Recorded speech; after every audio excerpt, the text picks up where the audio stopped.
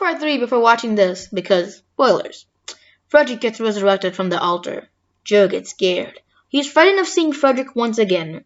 Frederick smiles at the prisoners and says, I will kill this world this time, Joe. He then leaps into the air out of the building. Dr. Sonic comes to the cell and laughs.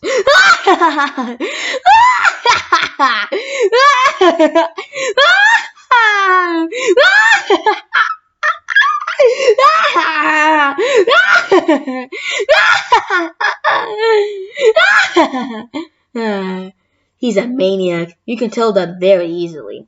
Even though I've been paralyzed, this world will finally die. Slowly from the green disease, or sonic fast from Frederick.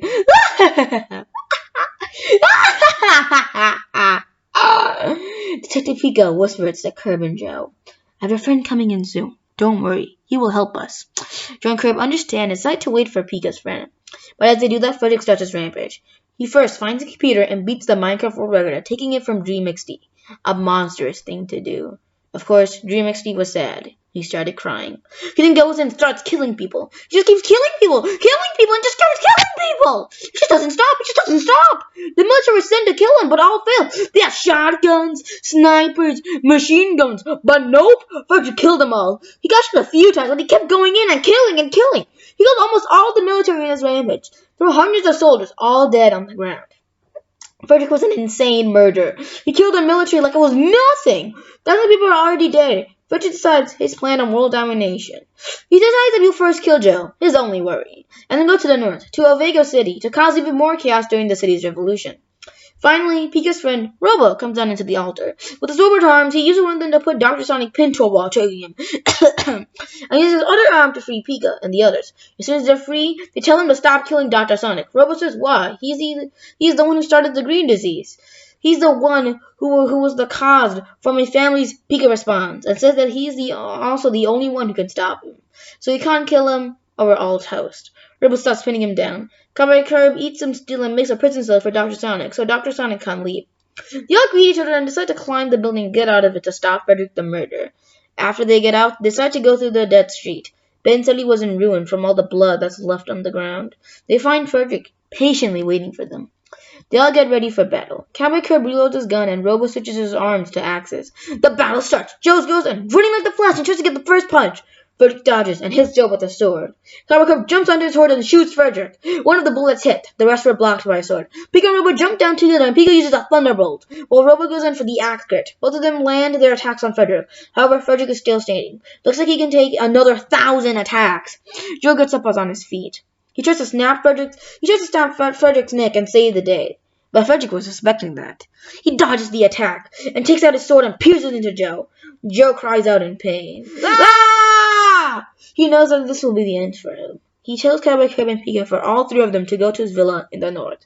That's the only way to beat Frederick. When Pika asks, what about you? Joe says, I'll hold him off as much as I possibly can. I'll try my best, but no certainties. Pika and Robo hop on the Cowboy Curb's horse and rides it all the way to Joe's villa in the north.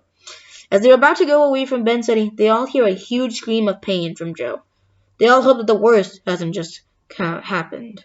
They arrive a few hours later and finds Joe's villa. As soon as they arrive, a rocket goes in front of them and boom! Blowing all of them up. They all see Frederick walking towards them. I killed him. He's dead. Cowboy Curb and Pika start to cry. As Robo isn't there, astonished at how much power Frederick has. Cowboy Curb says that he will hold up Frederick. Robo also decides to do that as well. Pika decides to go into Joe's villa and look through everything to figure out how to beat Frederick. Cowboy Curb eats a lot of metal and dirt and makes it an assault rifle, an M4A1. Robo brings out enchanted axes. They both start fighting Frederick. Curb shoots Frederick while they're doing dodge rolls. Robo goes in with the double axe crits. Frederick slices Robo in half, still able to live but horribly weakened. Frederick goes in for the sword attack. Curb eats the dirt and makes a shield, but Frederick goes through that shield, hitting Curb. Cowboy Curb waves dash back and does more shooting with the assault rifle. Frederick gets hit a lot, but still able to battle, and also wave dashes towards him and tries to slice him in half. Curb makes a sword and tries to hold him back when he's failing and losing stamina. Eventually, Frederick will kill Cowboy Curb. Well, all this time, Pika's trying his best to find the thing to beat Frederick. He's having no luck. He has basically ruined Joe's villa, but still hasn't found anything. The room, the house, the bathroom, the kitchen, everything is a mess, but he still hasn't found anything. Curb keeps getting closer and closer to dying. Pika's getting tired. and thinks this is all over. But then he finds a blue case. He opens it and finds a G-Max crystal. He takes the G-Max crystal. He goes outside, seeing Cowboy Curb about to die.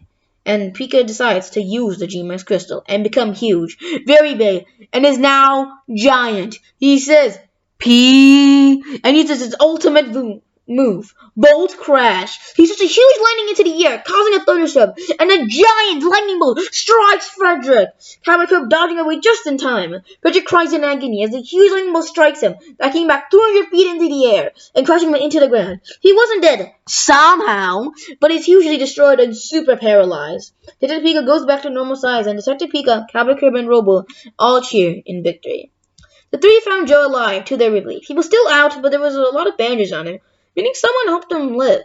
They didn't know who it was, but all of them were still glad that Joe lived, even if he couldn't battle anytime soon. Ben said he was rebuilt a few days later. Very quickly, surprisingly. Police Lang took away Frederick into a super prison, making sure he couldn't escape. They all held a parade, celebrating the heroes who saved the world. Cowboy Curb, Robo, and Detective Pika all happy to their victory, since they will try to protect the world in any way possible. They both then talked to each other about containing the green disease from becoming a global pandemic, and making sure that Joe rested. Then they all cheered and celebrated one last time during the parade. And that's the tale of Frederick the Murderer. And in the end of the story, as there's nothing else bad that will ever happen, right? Or is there? The end. Peace.